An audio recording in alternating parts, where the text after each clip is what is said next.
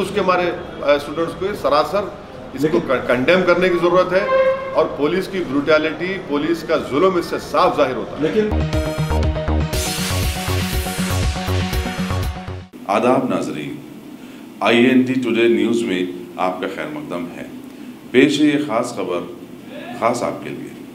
अगर आपने हमारे चैनल को सब्सक्राइब नहीं किया है तो आपको यहाँ सब्सक्राइब बटन दिख रहा है, उसे क्लिक करिए और सब्सक्राइब कीजिए और साथ ही साथ बेल आइकॉन को भी क्लिक करिएगा जिससे कि आपको ताज़ा अपडेट मिलते रहें।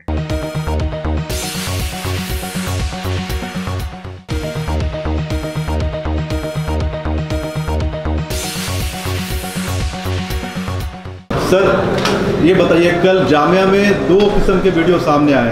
एक तो पुलिस उनको मारते हुई है और दूसरा जो है वो लोग किस प्रकार से जो मास्क बच्चे हैं, स्टूडेंट है लेकिन मास्क उनके ऊपर था, पत्थर हाथ में था। क्या सच लगता है आपको? सबसे पहली बात तो ये है कि दिल्ली पुलिस ने झूठ कहा, गवर्नमेंट ने झूठ कहा कि पुलिस जामिया में एंटर नहीं हुई। वो इन विजुअल से, इन CCTV कैमरा के विजुअल से प्रूव हो चुका है कि दिल्ली पुलिस ना सिर्फ जामिया के अंदर घुसी बल्कि रीडिंग रूम में घुसी और जिसकी वजह से मिनाजुद्दीन नामी एक बच्चे की आंख भी ज़ाय हो गई, तो एक आंख से महरूम हो गया। अब रहा सवाल ये कि उसमें कोई पत्थर उठा रहा है, कोई बैठा है, कोई कवर कर रहा है। मैं इस बात को हकीकत से ताल्लुक़ नहीं है। जो विजुअल्स ये बता रहे हैं कि बच्चियाँ प्लीड कर रहे हैं पुलिस से कि हमको निकलने दीजिए और पुलिस पीछे से मार रही है।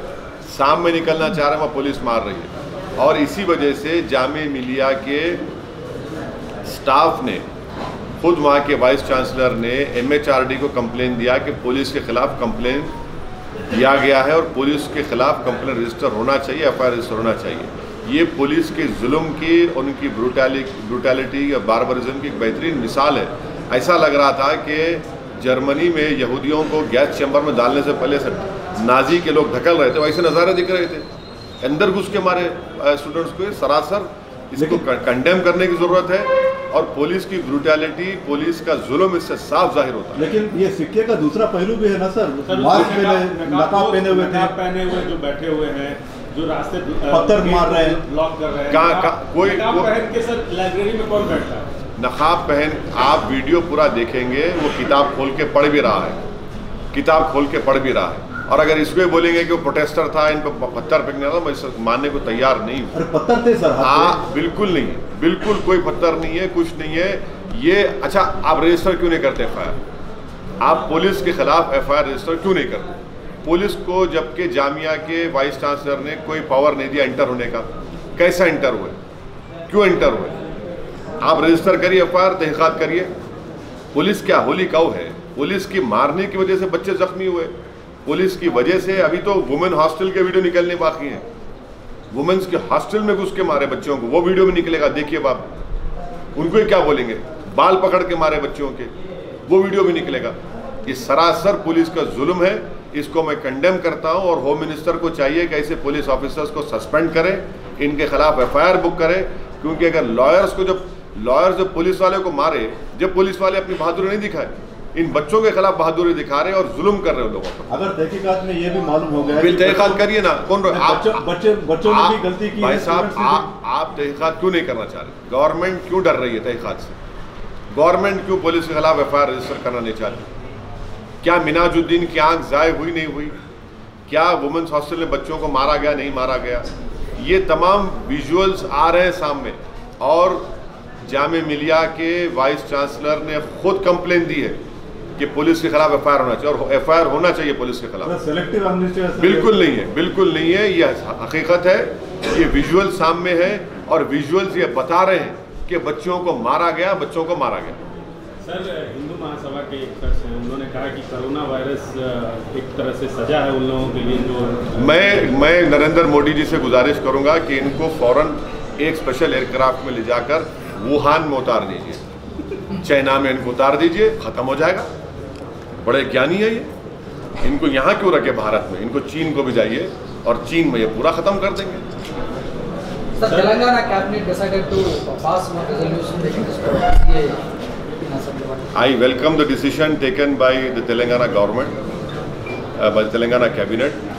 I also would urge and request the Honorable Chief Minister that as the state of Kerala has put a stay on NPR, we request and we hope that the Chief Minister KCR will take a historic decision in also putting a stay to NPR, because NPR has no relation whatsoever with census.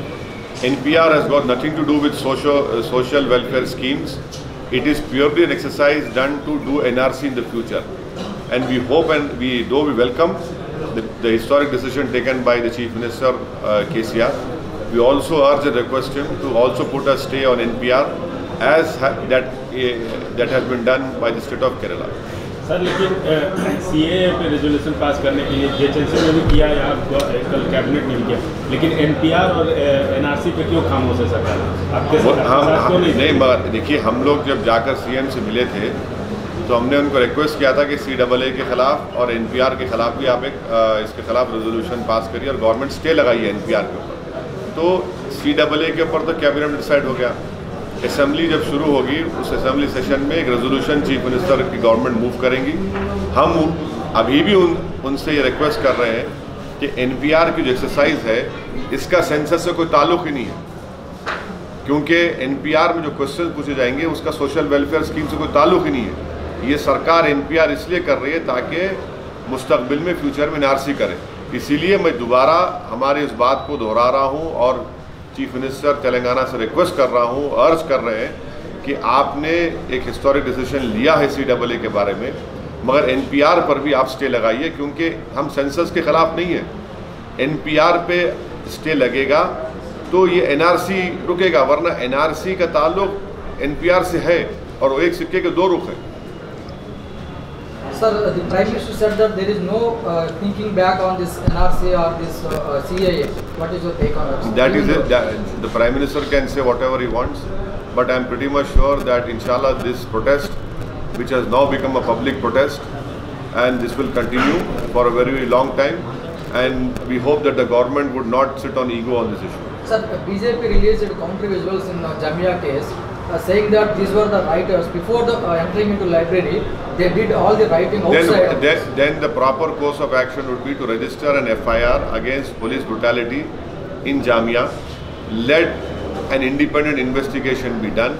The fact of the matter is that it is because of police lathi charge that one student by the name of Minajuddin lost his eye. On that particular case itself, the police is responsible for him losing his eye. There are visuals wherein police have gone into women's hostel, which will come out very soon, and they have met girl students also. And this false propaganda which is being narrated by the BJP is completely wrong. The students were being beaten like when you hurdle cattle into a car or into a van. It is like that. It reminded me of how Jews were treated by the Nazis in Germany. That is how the students were treated in Jamia Millia.